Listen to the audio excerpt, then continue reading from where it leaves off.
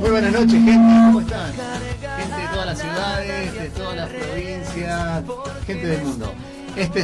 El programa es Momento de Vida, un programa dedicado a la salud, a la educación y a la música. Mi nombre es Carlos Orellana y les voy a presentar a mi equipo. Hoy tenemos un programón, Elio Ferreira. Tenemos acá a mi derecha, tenemos a Santiago Orellana y tenemos un invitado especial en el día de hoy que vamos a trabajar y que más en un ratito lo voy a presentar. Espero que los disfruten este programón que tenemos hoy. ¿Cómo estamos? ¿Cómo pasamos bien, la semana? ¿Cómo fue la semana, chicos? Tranquila. Última semana de vacaciones para los chicos. En principio. Cierto. Hoy viernes, el lunes empiezan las clases, ¿no? Sí. Bueno, si no sabemos, se supone que el lunes comienza. Sí, pero la alegría de los padres. Lito empezó antes. Bueno. Yo tuve exámenes en la facultad. Exámenes, reuniones. Sí. No, igual se veía toda esta semana los chicos en las calles, dando vueltas. Vas a pasear y te encontrás con chicos, o sea, como millones de chicos. Estaba, viste, esa necesidad de los padres de sacarlos, de ver cómo los podían hacer. Digo, nosotros fuimos al jardín japonés, casi 5 cuadras de cola. Sí. 5 cuadras de cola. Pudimos entrar a las 4 y pico de la tarde. Nos fuimos por otro lado. Volvimos y a las 4 de la tarde intentamos seguir. Había media cuadra. Obviamente a esa hora no podemos ver muchas cosas, pero era, como decimos, mundo de gente por todos lados. Chicos, hoy también, además de tener un programa recontra interesante, muy bueno, ¿no? Y que pueda ayudar a toda la gente.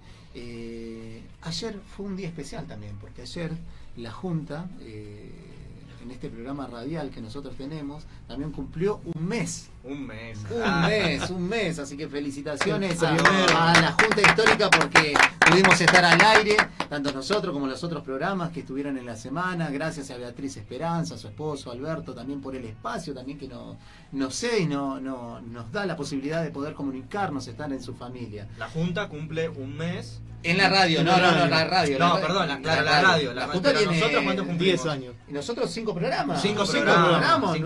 Un aplauso para nosotros también.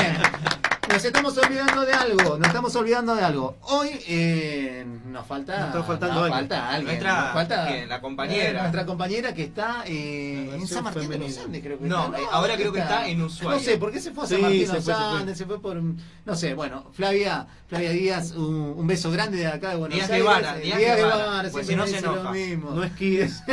Bueno, disfrútenlo, chicos. Un beso grande, Flavia. Bueno, se pueden comunicar, están en vía directa. Bueno, chicos, llegamos al momento importante. Tenemos en nuestro estudio de Momento de Vida al licenciado Lucas Lanza. Lucas Lanza es un psicólogo, el psicólogo que trabaja acá en el barrio de Lugano también. Y bueno, Lucas, ¿qué tal? Sí, muy buenas noches, ¿cómo estás? ¿Bien? Buenas noches.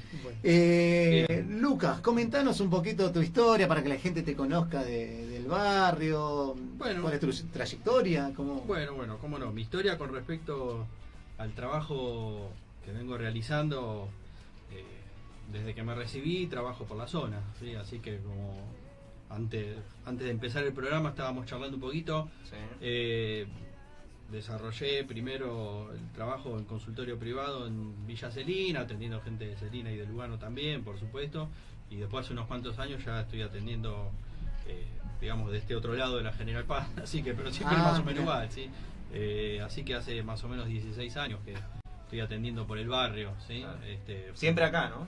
Siempre por la zona, sí, siempre por la zona, sí. Qué bueno, Lucas. Con respecto al trabajo, después con respecto también a mi vida personal, vivo en Lugano casi de toda la vida, así que mi mujer también, somos todos del barrio, así que estamos bien acá en la Junta la Junta Histórica. Qué lindo, me Lucas. Gusta. Escuchame, y vos me habías comentado que hiciste el curso de posgrado también en el Hospital Favaloro, en la universidad. Sí, hice el curso de posgrado en la Universidad Favaloro y bueno, en otros lugares también especializados en terapia cognitiva, terapia cognitivo-conductual, sí, que es lo que fundamentalmente yo aplico, ¿no? Bien, mi modalidad de trabajo, lo que se llama el marco teórico, digamos, que aplico, ¿no? Claro. Con respecto a la psicología tiene varias ramas, ¿no? En esto de lo que sería de psicoanálisis, algunos... Sí. ¿Qué es la psicología conductual en este caso? ¿A qué se enfoca directamente? La psicología digamos, lo que estamos hablando es de psicoterapia, en principio, ¿no? Porque si vamos al caso de la psicología es mucho más amplio, ¿no? Es una ciencia pura la psicología. Después, como profesión, se aplica a distintos tipos de tareas, entre ellas la psicoterapia, ¿sí? Los habilitados para ejercer la psicoterapia somos los psicólogos y también los médicos, ¿sí? Sobre todo especialidades médicas relacionadas con la salud mental, ¿no? Y la terapia cognitivo-conductual es un modo terapéutico entre tantos. Se calcula que hay más de 400 modalidades terapéuticas, psicoterapéuticas diferentes, ¿no? Con grandes troncos, pero que después se desprenden más de 400 modalidades psicoterapéuticas diferentes.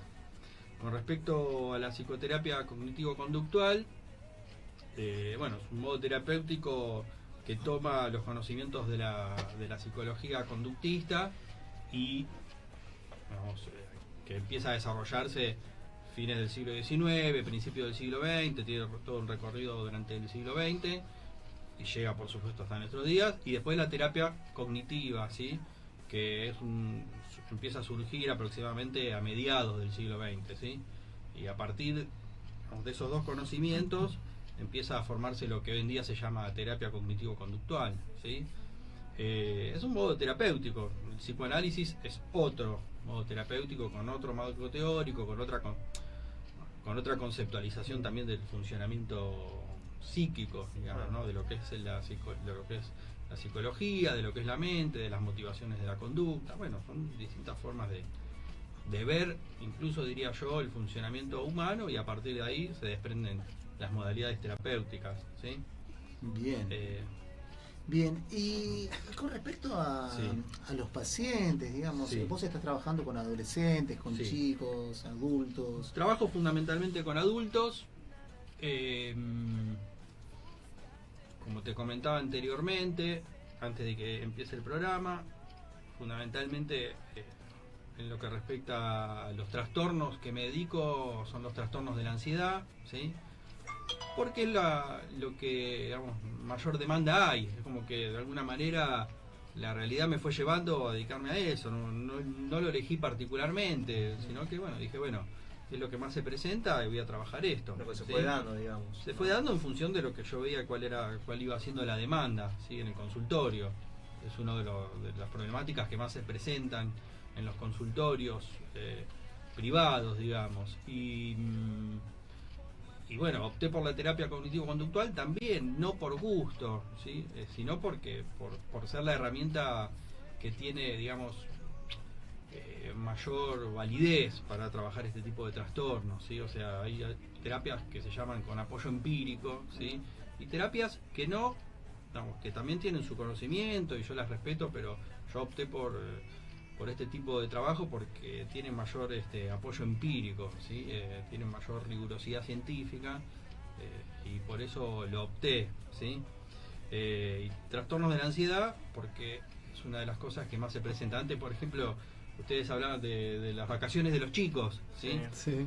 Vos me habías de alguna manera me había propuesto que hable de trastornos de ansiedad, estrés, ¿sí? El estrés es como un primo de los trastornos de ansiedad, por decirlo de alguna manera, ¿sí?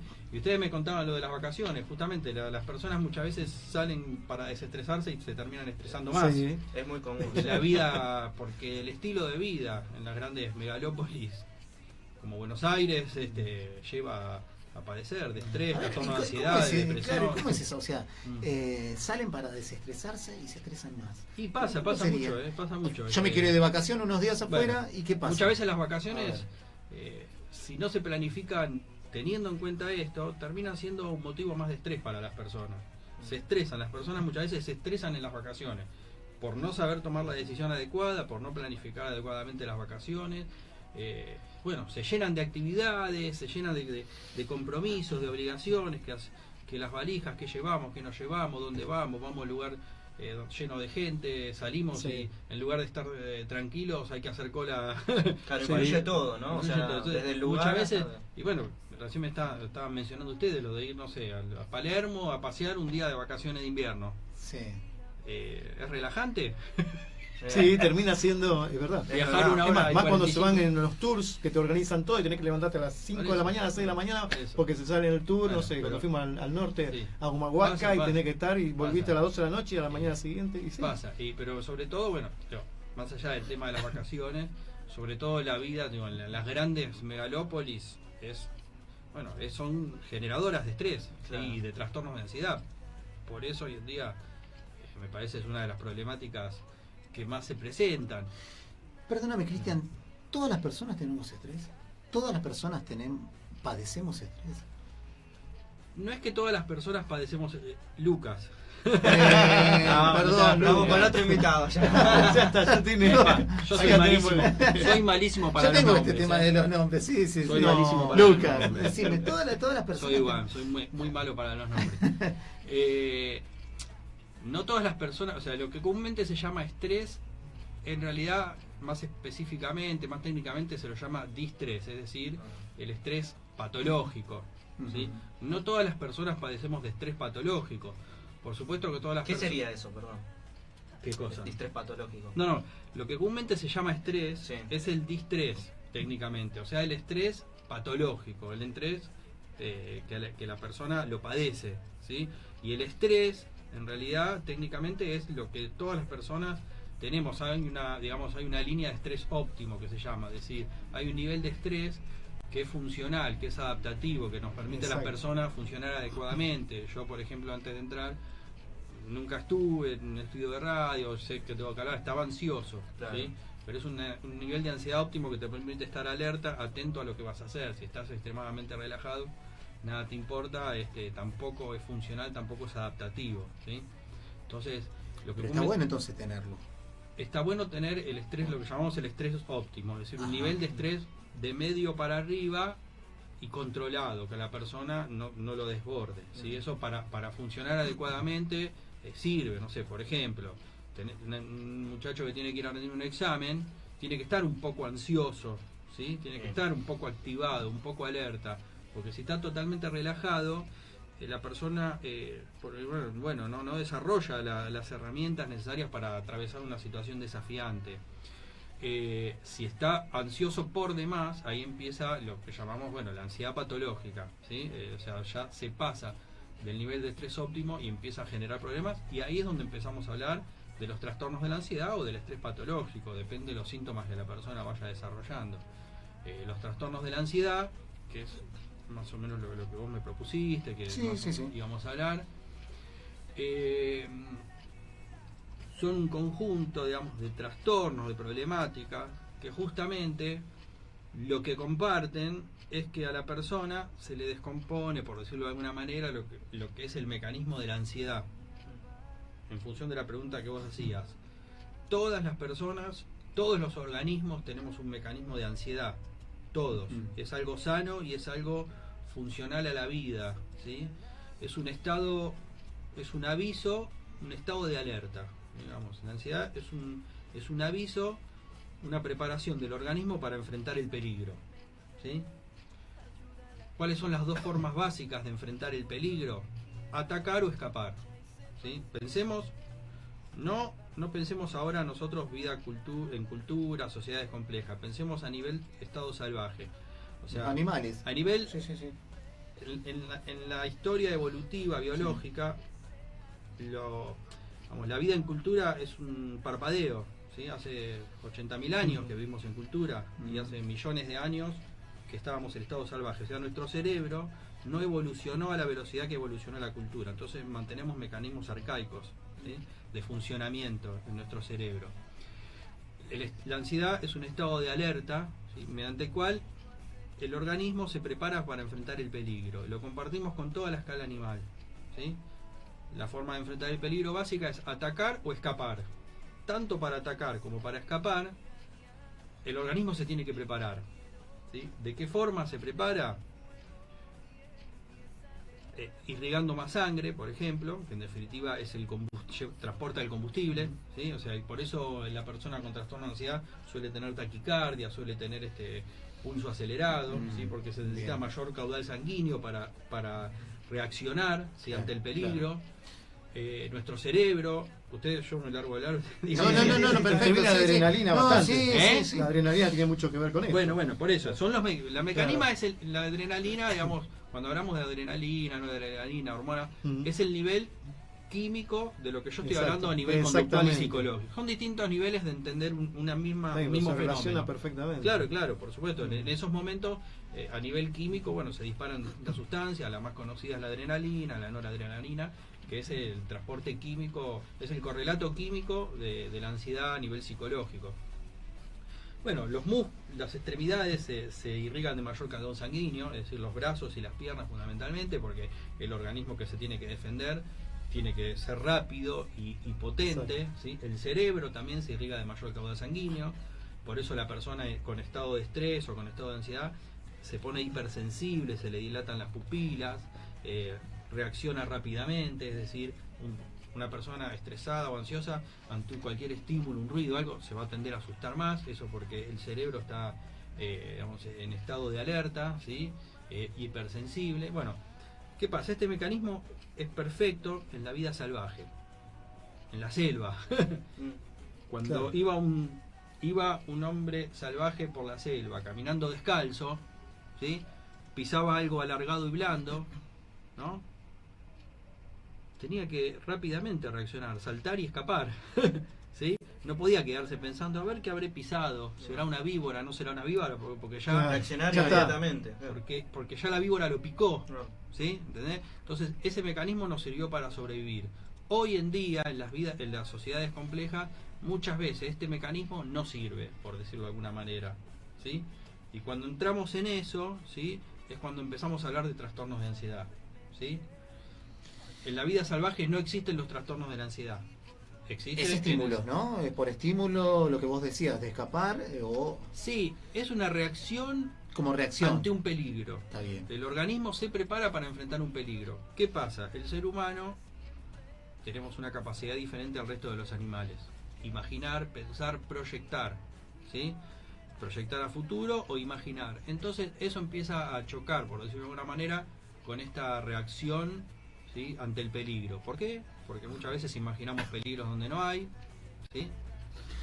O muchas veces maximizamos el peligro o nos anticipamos al peligro, ¿sí? Entonces todo eso, toda esta mezcla de cosas por ahí que ahora yo largué por ahí de un modo por ahí desordenado, hacen que surjan estos fenómenos que hoy en día llamamos trastornos de ansiedad, ¿sí? Por ejemplo, una persona, no sé, que a partir de una sensación corporal que todos tenemos, ¿sí? Yo a los pacientes les digo, bueno, qué bueno que tenés sensaciones corporales, porque si no estaría muerto, ¿sí?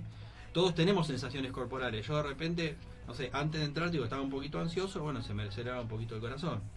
Si yo interpreto esa sensación corporal, la interpreto erróneamente, ¿sí? Puedo pensar, uy, ¿qué me pasa? Me está subiendo la presión. Claro. ¿Sí? Y ahí, si yo pienso eso, ya estoy ante un peligro. Entonces, mi cerebro no reconoce si ese peligro es real o es imaginado. Mi cerebro simplemente detecta que hay un peligro. Entonces ya me pongo en estado de alerta. Empieza a largar adrenalina, ¿sí? Y demás. Entonces empieza a acelerar el corazón. Bien. Entonces la persona que lo padece, en lugar de decir, no pasa nada, estaba un poquito ansioso, no, empieza a confirmar erróneamente que realmente le está pasando, realmente me está pasando algo. ¿Me explico? Es un círculo vicioso. Sí. Los trastornos de ansiedad son un círculo vicioso. Y la tarea del tratamiento es ayudar a la persona a que corte ese círculo vicioso. ¿Sabes que con esto asociado, Lucas, lo que estás contando ahora, que, joder, ya es viernes a la noche, la gente está más relajada, como digo siempre, ¿no? Estamos desestresados, por decirlo de una manera u otra, ¿no? Estamos charlando de este trastorno de la ansiedad.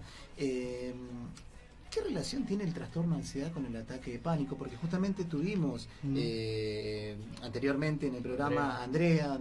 ¿Vos viste el mensaje, perdón? Que te No. Justo, ¿puedo decir exactamente lo que estás por preguntar? Sí, pero sí, de un por oyente. favor. Sí, por favor. Hay dos mensajes. Uno de Estela María Colque, que dice que bueno es verlo con Carlos Orellana. Y otro mensaje de Graciela Vallejos. Parece que tenés visiones, dice. No, todavía es no. evidente.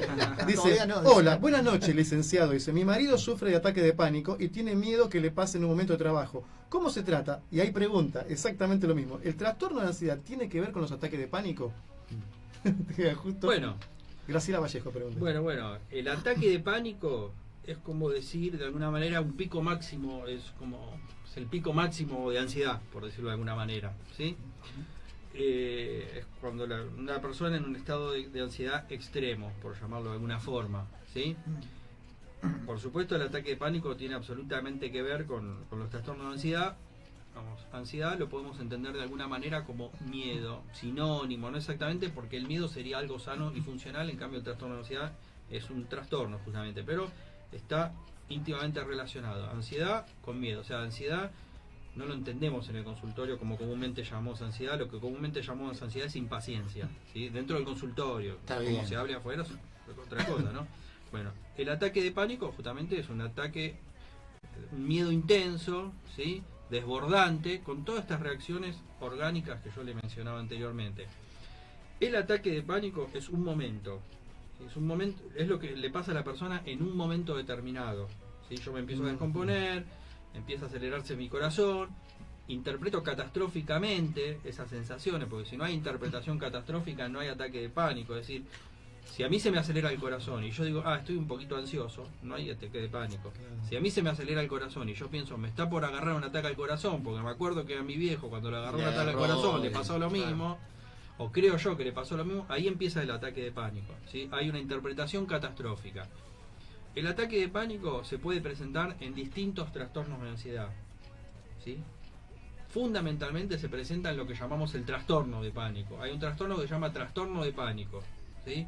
Que tiene que tener un desarrollo en un determinado tiempo, ¿sí? Para diagnosticar un trastorno de pánico. Dentro del trastorno de pánico se dan ataques de pánico.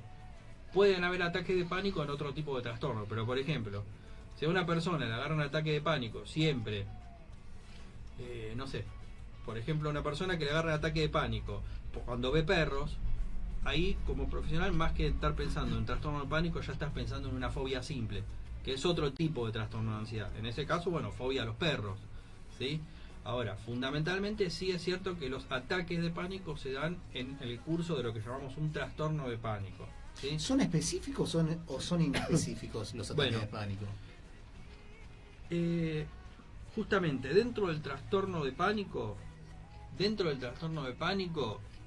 se tienen que dar algunos ataques de pánico que aparentemente son inespecíficos.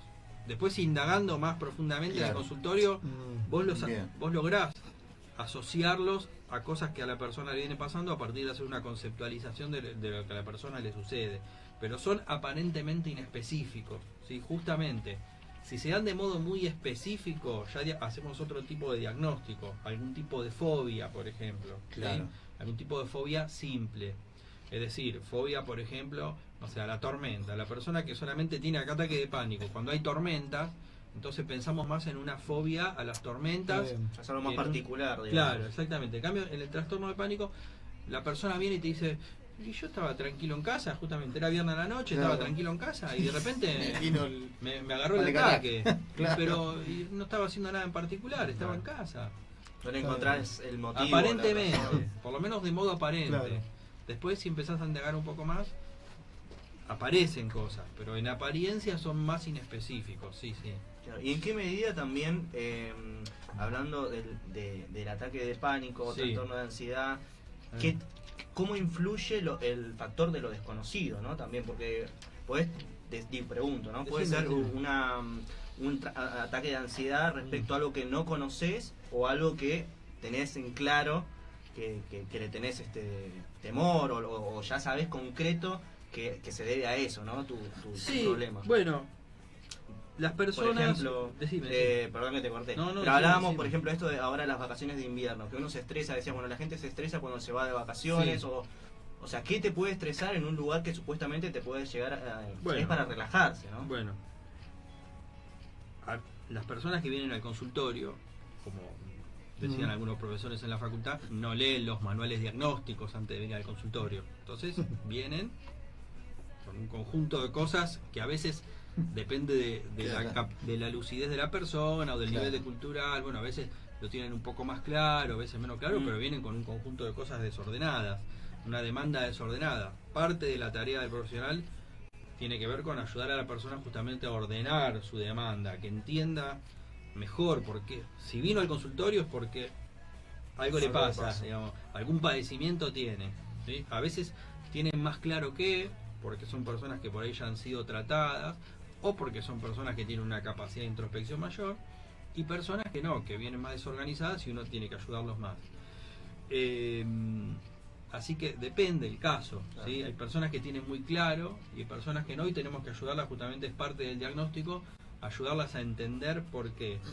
Generalmente, esto lo hablo desde mi experiencia, cuando las personas, como vos mencionaste, por ejemplo, les agarran situaciones que supuestamente están tranquilos y demás, es porque en realidad los ataques de pánico dentro del trastorno de pánico son reacciones ansiosas fuertes ante sensaciones internas. Es una especie, por decirlo de alguna manera, de fobia a estímulos internos. Bien. La persona que desarrolla trastorno de pánico de alguna manera desarrolla un temor intenso y desmedido a sensaciones corporales. Entonces de repente me levanto rápido de la silla, me mareo un poco y ya me empiezo a imaginar que me va a agarrar que me va a bajar la presión y me voy a golpear la cabeza contra el piso y nadie me va a ayudar. Y te hiciste toda la película. Claro, exactamente. Lucas, ahora en un ratito seguimos charlando de trastorno de ansiedad. Bueno, 21 a 32 de la noche tenemos saludos de Estela Maris Colque, dice que bueno el programa, que verlos con Carlos Orellana. Emilio Arias dice abrazo enorme a Helio de parte de Amanda, no sé si lo conoces. Sí. Muy bueno que participes en la radio. Tenemos Graciela Vallejos, que habías comentado esta relación de ansiedad con el ataque de pánico. Emilio Arias también dice abrazo enorme a Helio, a todo el equipo. Alex Quispe, saludos. Graciela Vallejos vuelve a preguntar, dice, ¿pueden llevar consigo problemas de ansiedad como la anorexia, bulimia, epilepsia, etcétera? Esto es una pregunta ahora que después la vamos a responder después de algunas charlas. ¿Cómo estamos en temperatura? Temperatura, 12 grados. 12 grados, ¿no? Che, ¿está fresco? 12 grados.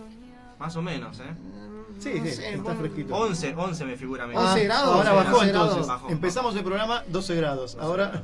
Bien, chicos, hoy es viernes, estamos más relajados, estamos con el licenciado Lucas Lanza en vivo, estamos hablando sobre trastorno de ansiedad. Si se quieren comunicar con nosotros, ¿cómo pueden hacer? Bueno, primero tenemos una novedad que les tenemos que avisar a los oyentes. A ver. A partir del día de hoy nos pueden escuchar en la página de la Junta, que es www.radiolajunta.es envivo.com.ar, y nos pueden ver a través de la página. Estamos transmitiendo en la página y en Facebook, que es en la página de la Junta Histórica de Lugano y Villa Riachuelo. Bien. Y si nos quieren contactar a nosotros en nuestras redes, en Facebook nos encuentran como Momento de Vida, en Instagram Momento de Vidas 2019, en YouTube Momento de Vida nos encuentran. Les comentamos también, recordamos que estamos subiendo todos los viernes en los programas para que los puedan ver cuando tengan ganas, cuando quieran. Si se quieren comunicar, lo pueden hacer al 4602 9055. 4602 9055 si quieren salir al aire y consultarle algo acá al licenciado Lucas Lanza, que lo tenemos en el perfecto. Bueno, chicos, listo. Esta semana empezamos una semana muy especial. Se empieza en realidad un mes muy especial. Es decir, es el mes que se habla de la Pachamama, de la Madre Tierra. Pacha significa justamente tierra en Aymara y Mama Madre, en el cual los pueblos originarios, sobre todo estamos hablando más del norte, celebran la tierra y esa conexión tan particular que se tiene con la tierra. De hecho, es una ceremonia muy particular que en algunos casos inclusive se le llama chaya, ¿sí? En donde se hace todo una devolución a la tierra, con ofrendas y todo esto. En realidad se popularizó el 1 de agosto, que es el que se dice tradicionalmente, que es el Día de la Pachamama, pero en realidad en el lugar originario se festeja durante todo el mes, inclusive los primeros viernes. ¿Tiene que ver esto con la ruda y que se tomaba el 1 de agosto? Sí, porque yo me acuerdo que sí, hay yo cuando era chico también, de chico sí. Algo tendrá que ver seguramente, pero viste, muchas veces se van deformando algunas cuestiones. Sí sé que hay una cuestión con la tierra en cuanto al vino, el cigarrillo, todo eso que se le y también depende de cada región, ¿no? Y de distinta región. Hay que recordar siempre una cuestión. A nosotros nos están llegando cuestiones culturales, sí, de otras o sea, no es folclórico en nosotros acá ese tipo de ceremonia, sino que es folclórico en el norte. ¿Sí? Y en el camino se van... ¿Y trajimos algo preparado para...?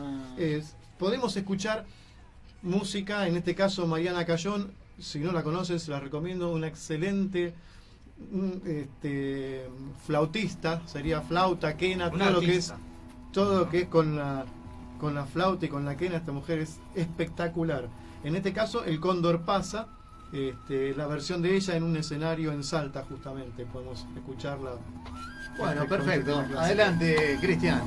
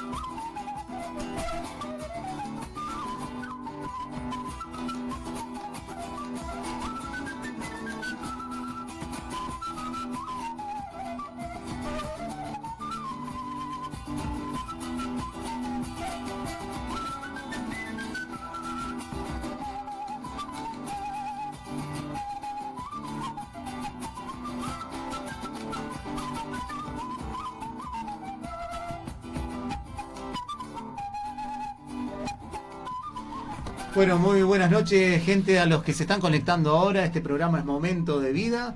Es un programa dedicado a la salud, a la educación y a la música. En este momento tenemos en el estudio, para los que se están conectando, al licenciado Lucas Lanza. Es un psicólogo que vino a charlar, vino a hablar, vino a comentarnos su forma terapéutica también sobre el trastorno de ansiedad. ¿Cómo estamos en temperatura? 11 grados. 11 grados, está grados. fresquita. Está fresquito, hay viento. Bien. Viento. Pero no días llueve. hubo viento. Hace mucho jueves que no teníamos... Eso iba a decir. ¿Qué pasó hace mucho jueves? ¿Te acordás que dije que llovía? Que llovía. Primer jueves después de creo que Sí. 5 semanas que no llueve. Ay, que no llueve. Pero hubo un viento, ayer un viento increíble. Bueno, Y hoy pero también. hoy está ahí. Está No, agradable, estuvo lindo, está estuvo agradable. lindo, estuvo lindo. También le damos un agradecimiento a Cristian, que es el operador, que nos da la posibilidad también de comunicarnos. Tenemos nueva tecnología, tenemos nueva musicalización, tenemos cosas, estamos creciendo. Muchísimas gracias a Cristian, que está con su operador. nuevo. Hoy cumplimos, ayer cumplimos el primer mes de la radio. De la radio. La Junta Histórica abrió este programa radial, digamos, la radio, claro, hace un mes. Y bueno, se cumplió ayer el primero, así que felicitaciones a la gente de la Junta, a Beatriz Esperanza. Hoy se me mezclaron todos los nombres, tengo para analizar, para analizar, Lucas. Beatriz Esperanza, Alberto, felicitaciones por este nuevo comienzo, digamos, emprendimiento, sí, que estamos, y agradecerles. Bueno, si se quiere comunicar a nuestro programa Momento de Vida, ¿por dónde? Si quieren, voy a empezar desde el final. Si quieren salir al aire, ahí está, pueden hacerlo llamando al 4602-9055. Repito de vuelta, 4602-9055. Y también les comentamos que estamos transmitiendo en vivo en la página de Facebook de la Junta Histórica de Villa Lugano y Riachuelo, y estamos transmitiendo también en la página www.radiolajunta.esenvivo.com.ar, y obviamente nos escuchan y nos pueden ver, que es lo nuevo que tenemos hoy, es el chiche, la nueva tecnología que incorporamos el día de hoy. Qué bueno. Mandamos un saludo a nuestra compañera que está allá en el sur, que está con toda su familia, Flavia Díaz Guevara, para que después no me rete. Bueno, un abrazo grande. Y bueno, te esperamos el próximo viernes. Mandá fotos, Fla. Por favor, mandó, por favor. Sí, mandó. Estuvo enviando. A ver, Lucas, tenemos al licenciado Lucas Lanza, que es psicólogo cognitivo-conductual, ¿no? Su parte terapéutica. Estuvimos hablando sobre el trastorno de la ansiedad. Lucas, yo estoy, por ejemplo, de golpe, ¿no? Soy una persona que me agarra de golpe, taquicardias, ¿sí? Empiezo con sudoración, estoy con muchas palpitaciones, ¿no? Las taquicardias, palpitaciones, me siento mareo, a veces como que voy caminando por la calle y como que me agarra, me trato de atajar porque me caigo, no sé por qué me pasa esto. Mi vida está tranquila, digamos. Tengo problemas como todos, o sea, tenemos problemas laborales, poco sueldo, la plata no alcanza, pero bueno, quizás el trastorno que tenemos todos, o la ansiedad que tenemos todos, y de pronto me encuentro con miedos, y como que a veces me falta el aire, o sea, de lo bien que estoy me falta el aire, no puedo respirar, a veces necesito abrir la ventana, no sé qué me pasa. ¿Esto está relacionado con el trastorno de ansiedad? Bueno, lo primero que yo haría si una persona me cuenta esto es, le digo, primero hacete chequeos clínicos para descartar cualquier tipo de trastorno médico, de problema médico, orgánico que te esté provocando estos síntomas. Bien. Entonces, eso es lo primero que hay que hacer. Si una persona tiene este tipo de sintomatología, es consultar con su médico, ¿sí? Y hacerse los chequeos correspondientes. En función de eso, si la persona está sana a nivel médico, ¿sí? Empezamos a pensar en las posibilidades de algún tipo de trastorno psicológico que esté provocando esa sintomatología, ¿sí? Y por supuesto, en relación con esto, es muy común, digamos, que si alguien se presenta con este tipo de sintomatologías y me dice que ha hecho los chequeos médicos correspondientes y está sano, uno empieza a pensar en la posibilidad de estar padeciendo un trastorno de ansiedad. Sí, por supuesto. Las personas a veces no tiene que estar pasando nada en particular para padecer un trastorno de ansiedad, no tiene que estar pasando nada en particular, porque por ahí no le está pasando nada a esa persona, pero digamos, el aprendizaje no es solamente por lo que uno ha vivido. El aprendizaje me refiero a toda la información que procesamos, no solamente al aprendizaje, digamos, formal, ¿sí? Una vez aprendemos bien y a veces aprendemos distorsionado, ¿sí? Bueno, entonces no aprendemos solamente de lo que vamos viviendo, sino de lo que escuchamos, de lo que vemos. Entonces de repente una persona, no sé, vivía tranquilo, sin problema, y escucha en el transcurso de un par de semanas que distintas personas tuvieron ACV, entonces accidente cerebrovascular, y les comentan muy por arriba que el accidente cerebrovascular antes de digamos, durante el transcurso la persona ha tenido determinadas sintomatologías, se ha sentido de una determinada forma, ¿no? Entonces de repente un día va por la calle, como me decías vos, y tiene algún tipo de sensación corporal, y la persona, como ha escuchado eso, de alguna manera conecta eso que está sintiendo, con esa idea de no me estará agarrando a mí una ACV, últimamente a todo el mundo le agarra ACVs, ¿sí?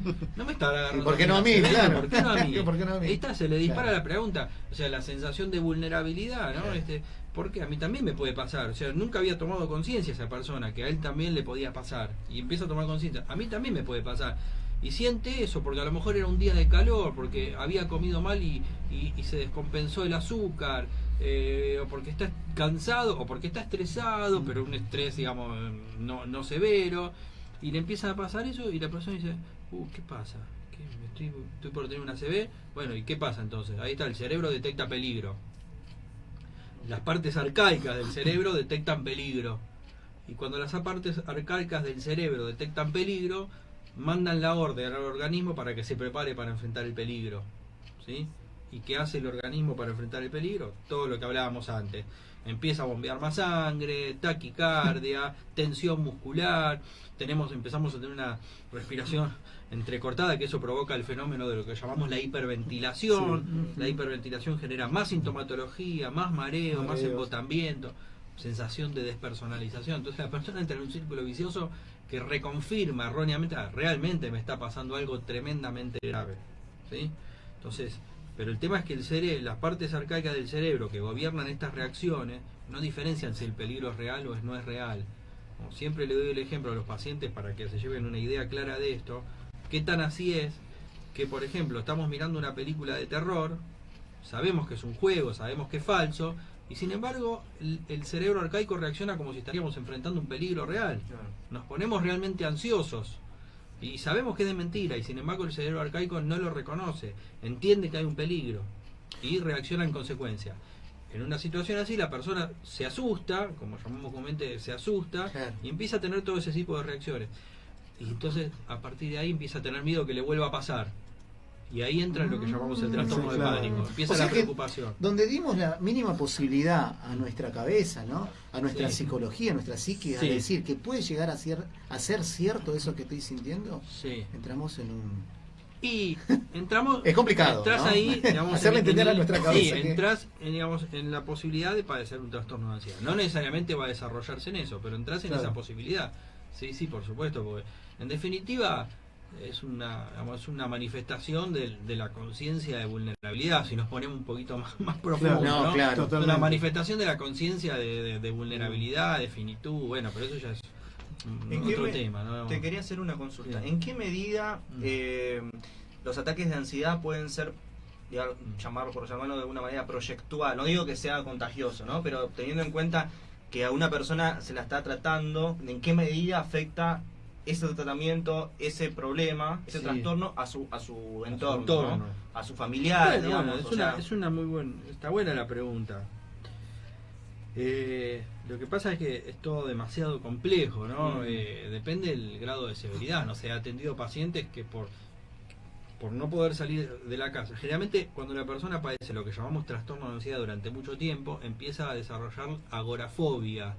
Se une al trastorno de pánico el trastorno de agorafobia, es decir, el temor a estar en determinadas situaciones, lugares, que la persona piensa que se va a sentir mal y nadie lo va a socorrer y nadie lo va a poder ayudar. Entonces generalmente la persona empieza, si esto avanza y se pone más severo, a no querer salir de la casa, ¿no? O a no querer subir a un colectivo. Después ese no subir a un colectivo se transforma en no salir de casa, en un caso muy severo, ¿no? Y he llegado a tener personas que no salían de la casa y no eran personas psicóticas, eran personas que habían desarrollado un trastorno de ansiedad tan severo, ¿sí? Que la agorafobia había tomado casi toda su vida. Entonces el único lugar seguro donde se sentían era en la casa y no querían salir. Entonces imagínate que la familia de esta persona estaba muy afectada en ese caso, ¿no? Ahora, si el trastorno de ansiedad es más leve, no, hasta las personas, depende del grado de severidad. Hay personas que si las agarrás apenas empieza a desarrollarse, bueno, hasta por ahí se pueden reír, o sea, de la cosa, no sé, depende del grado de severidad. Después, si es contagioso o no, entre comillas, y los seres humanos estamos abiertos a la información, somos permeables absolutamente a nuestro entorno. Por supuesto que nos influye lo que le pasa al resto, aprendemos de lo que le pasa al resto. Sobre todo, me parece a mí, más que entre adultos, esto también estoy hablando de mi opinión, ¿no? se transmite el aprendizaje de adultos a niños, sobre todo de padres a hijos, ¿no? El componente ansioso, en general todos los fenómenos psicológicos tienen una influencia genética, una influencia de aprendizaje y una influencia del ambiente actual, ¿sí? Esas tres vertientes son las que confluyen para que se presente un fenómeno psicológico. La persona ansiosa, en general, también se entiende que hay un componente, digamos, genético, orgánico que predispone, ¿sí? Después, si vos tenés una mamá, por ejemplo, que cuando eras chico, no que sea algo recontra traumático, pero que a lo mejor era demasiado sobreprotectora, ¿no? Y bueno, te va transmitiendo también por ahí una predisposición a padecer la ansiedad, pero bueno, todo demasiado complejo. Tenemos a Graciela Vallejo, que justamente está hablando, hace una consulta, dice, la ansiedad es genética, justamente acabas de tocar ese tema. La ansiedad es genética. Sí. ¿Es posible tener algún tipo de ataque de pánico sin que haya algún tipo de temor o peligro real? ¿Por qué se desencadena? Bueno, toda nuestra conducta tiene un componente genético, desde ya, ¿sí? Toda nuestra conducta tiene componentes genéticos, estamos predeterminados en parte genéticamente, digamos, si uno va a los primeros días de vida, ¿sí? A los primeros días, a las primeras semanas de vida, hay bebés que son muy reactivos y bebés que no, que son más tranquilos, ¿sí? Es decir, bebés que tienen un nivel de activación bajo, es decir, que con poco estímulo ya reaccionan y lloran y patalean, y bebés que son más panchos, que duermen más, que son más tranquilos, otros que no, que se despiertan más a la noche, que demandan más. Bueno, ¿cuál de los dos va a tener más predisposición a padecer trastorno de ansiedad? ¿El bebé pancho, tranquilo, que duerme mucho, o el bebé que se activa fácilmente? Difícil, No, el bebé que se activa fácilmente. El bebé que se activa fácilmente se supone que va a tener mayor predisposición. Ese hay un componente genético, evidentemente, ¿sí? Ahora, después, el aprendizaje que uno va haciendo a partir de eso, es decir, las influencias externas, cómo uno aprende a procesar la información, lo que nos transmiten nuestros adultos, nuestros padres, nuestros tíos, nuestros abuelos, después los maestros, etcétera, también va haciendo que ese componente genético se despierte o no. Pero eso es en cualquier problema, digo, o sea, claro. Yo no soy especialista, pero no sé, la diabetes también, o sea, seguramente tiene componente genético, pero depende también del ambiente, de lo que la persona consuma o no consuma, del estilo de vida que haga, también va a depender que eso se dispare o no se dispare, ¿sí? Así que por supuesto, parte es un componente genético seguramente, ¿sí? No te sé decir exactamente cuál es genes se va, pero no es lo mío es la conducta, pero sí seguramente lo tiene, sí. Bien, dice Mónica Patricia Nassau, manda saludos, muchas gracias, Mónica. Candelaria Castro dice, hola Lucas. Lucas fue mi psicólogo, muy buen profesional, me ayudó mucho, lo consulté justamente por el tema de la ansiedad. Muchas gracias, Lucas. Te manda saludos, Candelaria Castro. Muchas gracias. Ana dice, muy buen programa, felicitaciones, familia Flores. Saludos. Saludos. Bueno, estamos en momento de vida. Ya nos quedan 5 minutitos. 7 minutitos. 10 minutitos. 10 minutitos. Tenemos 10 minutitos más para un plus para poder hablar con Lucas. Lucas es licenciado en psicología. Estamos hablando justamente del trastorno de ansiedad. Lucas, ¿cómo es el tratamiento? Bueno, porque bien, ahora nosotros estuvimos charlando sobre el estrés, sobre qué pasa, estuvimos un poquito dramatizando, ¿no? Esto del trastorno. ¿Cómo trabaja la psicología? Antes te quiero decir que soy psicólogo y soy muy aficionado a la música también, ¿eh? Mirá qué bueno, mirá qué bueno. Bailamos tango con mi mujer, qué bueno. Soy acordeonista, toco el acordeón, así. Qué bueno. Antes que sigas, comento que siempre me olvido de decirlo. O sea, va a pasar el próximo. Yo estoy, mi nombre es Carlos Orellana, ¿no? Estoy dando un taller de canto relacionado justamente con la musicoterapia, acá en la Junta Histórica, los días miércoles y viernes, de 19 a 20:30 horas. Los que quieren venir, trabajamos el tema de la respiración, vocalización, puesta en escena y también relacionado con la musicoterapia. Antes, porque siempre digo, lo voy a comentar, y siempre me olvido porque después la gente me consulta. Pero bueno, ya que tenemos un espacio radial, un espacio donde podemos informar también a la gente, están todos invitados. ¿Cómo te pueden encontrar? Acá en la bueno, como Carlos Orellana también, oficial, Carlos Orellana oficial, y por medio de la Junta Histórica. Estamos transmitiendo. Bueno, Lucas, entonces, Con respecto al tratamiento del trastorno de ansiedad, ¿cómo maneja la psicología cognitiva conductual específica en estos casos? Sí. Siempre, o sea, hay dos formas, digamos, de tratar los trastornos de ansiedad que se complementan, ¿sí?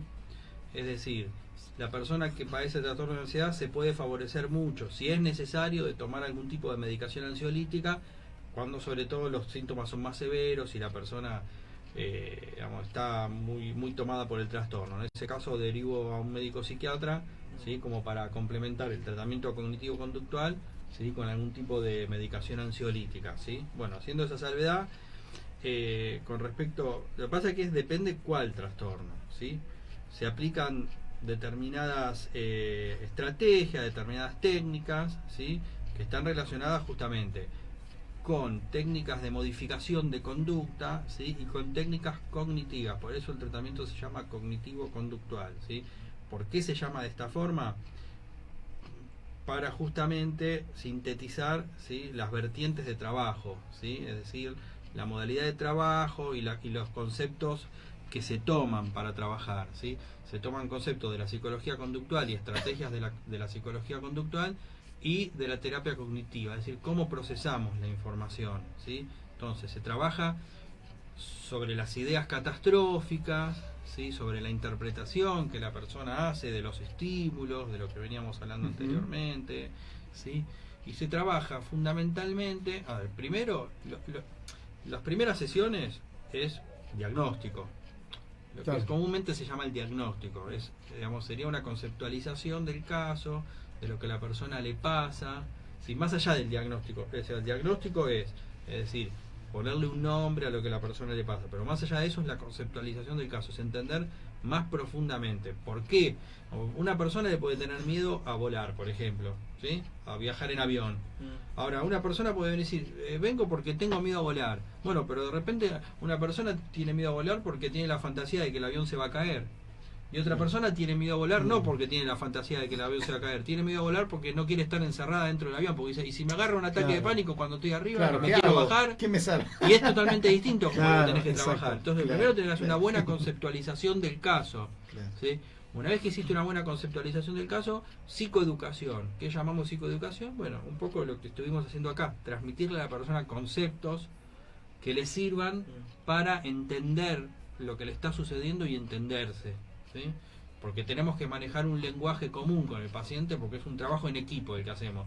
En terapia cognitivo-conductual, a mí no me gusta hablar de paciente, o sea, paciente es la persona que espera que le solucionen algo, por decirlo de alguna forma, ¿no? Por supuesto, seguro, más complejo, pero es una persona que está dispuesta a que le solucionen algo. En terapia cognitivo-conductual la persona tiene que trabajar, y muchos. Cuanto más trabaja y más compromiso tiene con la terapia, más provecho le va a sacar al trabajo terapéutico.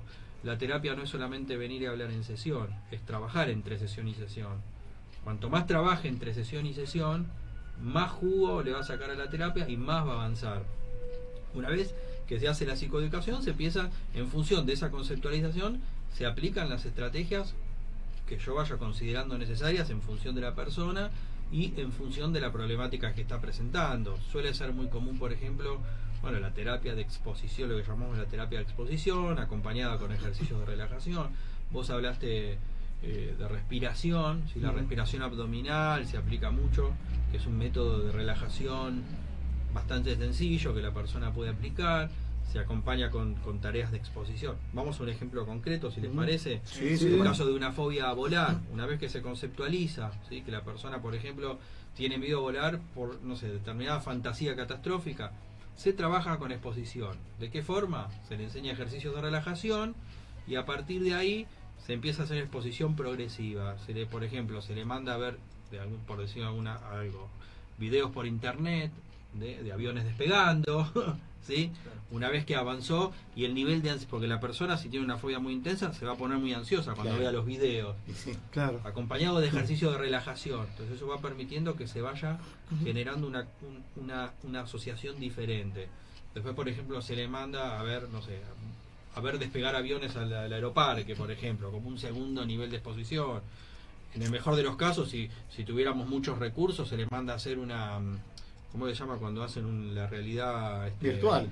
La realidad virtual, claro, bueno, sí, eso, ¿no? Como algo imaginado o algo preparado como para que sea una realidad virtual, ¿sí?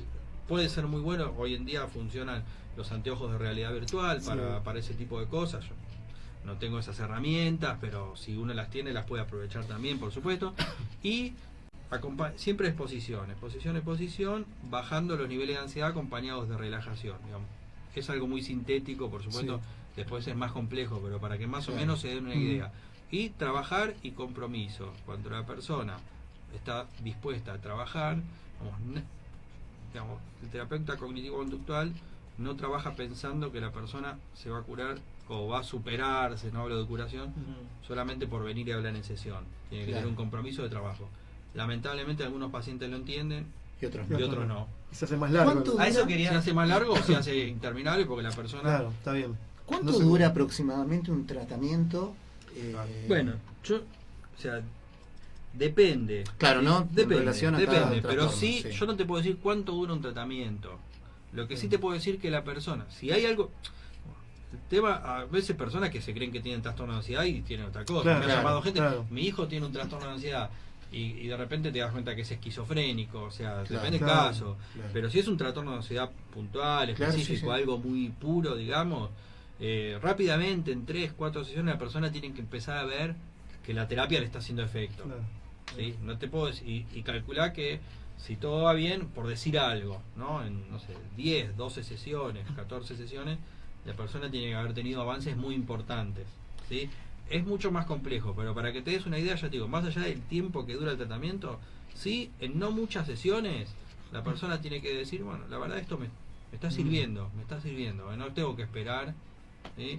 Mucho tiempo. Digamos que la psicología, en la terapia que utilizás vos en cognitiva conductual, trabaja directamente al trastorno del momento que está está sufriendo o está padeciendo. Te entiendo. El paciente o tenemos esa opción, sí, lo cual no significa que solamente trabaje eso, porque si la persona, una vez que abordó su problemática, quiere seguir desarrollando otros aspectos de su vida, trabajar, hay 3 factores fundamentales por los cuales una persona puede venir a terapia: padecer un trastorno, crisis vitales y desarrollo personal. Crisis vitales le llamamos a una separación, el fallecimiento de un ser querido, una mudanza, lo que sea. Y desarrollo personal. Yo tengo muchos pacientes que han venido por trastornos específicos, han superado sus trastornos específicos, pero quieren continuar en desarrollo personal. Eso es indefinido. Yo digo, ¿me preguntás por el alta? El alta ya la tenés, ¿no? Ya está, superaste lo que querías superar. Ahora estás en desarrollo personal. Eso es hasta que vos decidas y consideres que esto te sirve. Es indefinido, el alta ya la tenés. Entonces, el desarrollo personal es indefinido, ¿sí?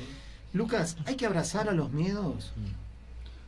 Bueno, para poder, está bueno. Sí. O muchas, no, hay que aceptar. Claro, porque te consulto esto porque muchas veces con colegas, con amigos, familiares, ¿no? Sale esto de decir, y bueno, pero tenés que rechazar, tenés que sacártelo de tu cabeza. Y a veces pasa que uno dice, tiene una idea, ¿no? Estas neurosis, ¿no? De que decimos, ideas obsesivas que están ahí, pero no pienso, y terminamos pensando.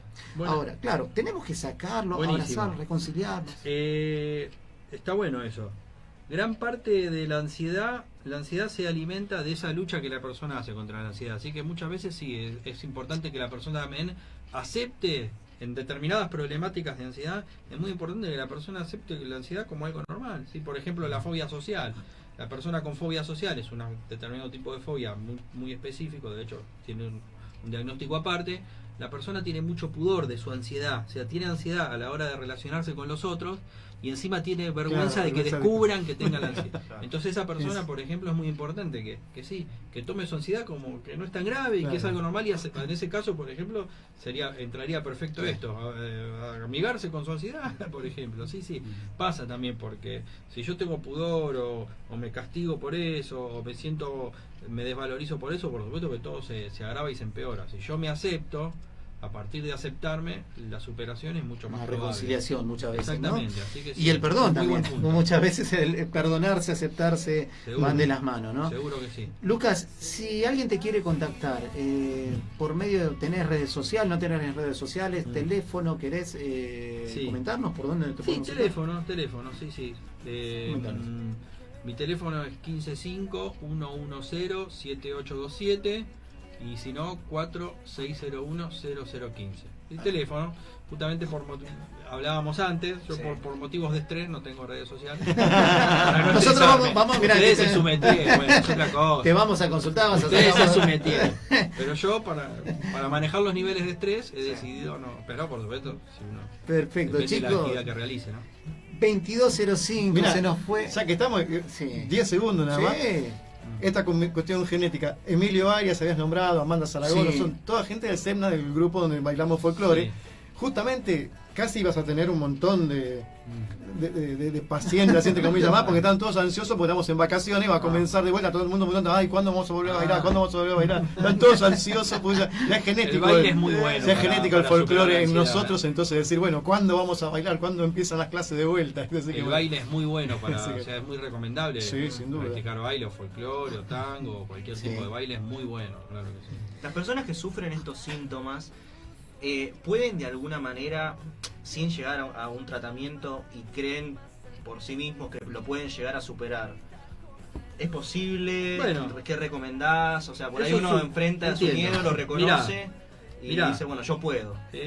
Siempre yo digo con los pacientes, o sea, el ser humano ha vivido sin psicoterapia hasta hace 100 años, así que, y ha evolucionado.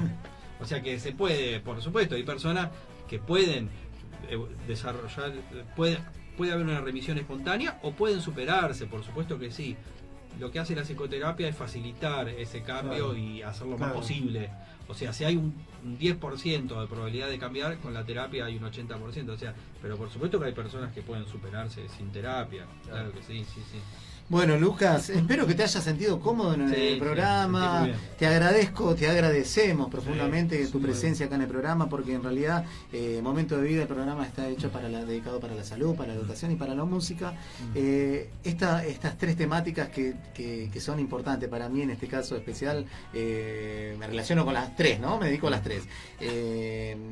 Y que sea un producto bueno para la gente. Es importante lo que comentaste, cómo te manejas en la terapia, porque quizás en este viernes a la noche hay mucha gente que te está escuchando, o nos van a escuchar por YouTube también, mucha gente que puede padecer estos síntomas, ¿no? Claro. Y que a veces no saben cómo manejar, muchas veces está el pudor de consultar a un psicólogo, porque a veces está asociado, no, pero ir a un psicólogo de loco, ¿y qué me estaré volviendo loco, loca?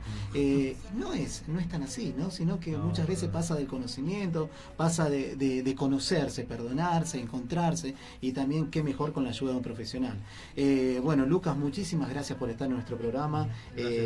Enormemente te agradecemos, y bueno, se nos fue el tiempo, chicos. 22:08 ya estamos, nos excedimos. Nos pueden seguir por la página de YouTube. ¿Querés repetirla, Santi, por favor? En YouTube nos encuentran como Momento de Vida, que vamos a estar subiendo el programa del día de hoy con Lucas, que bueno, te repito, gracias por estar muy claro en sus conceptos y sus explicaciones, así que bueno, me alegro mucho. Se agradece eso también. Clarísimo. Chicos, la verdad que es un placer estar otra vez acá, que otro viernes. El viernes que viene tenemos un programa dedicado a la educación, ¿sí? Va a venir Silvia Maya. Es profesora también de literatura, vicerrectora del Normal 3, que nos va a venir a hablar sobre la educación médica, educación media y superior también. Vamos a empezar a charlar un poquito sobre ese tipo de educación. Gente de todas las ciudades, provincias, países, mundo entero, muchísimas gracias por permitirnos entrar nuevamente otro viernes más en sus familias y en sus casas. Bueno, en nombre de Lito, de Santi, Flavia, que está de gira pero nos está viendo en vivo, Lucas, tenemos al licenciado Lucas Lanza, que estuvo en vivo en nuestro programa. Mi nombre es Carlos Orellana y será hasta el viernes que viene. Nos vemos.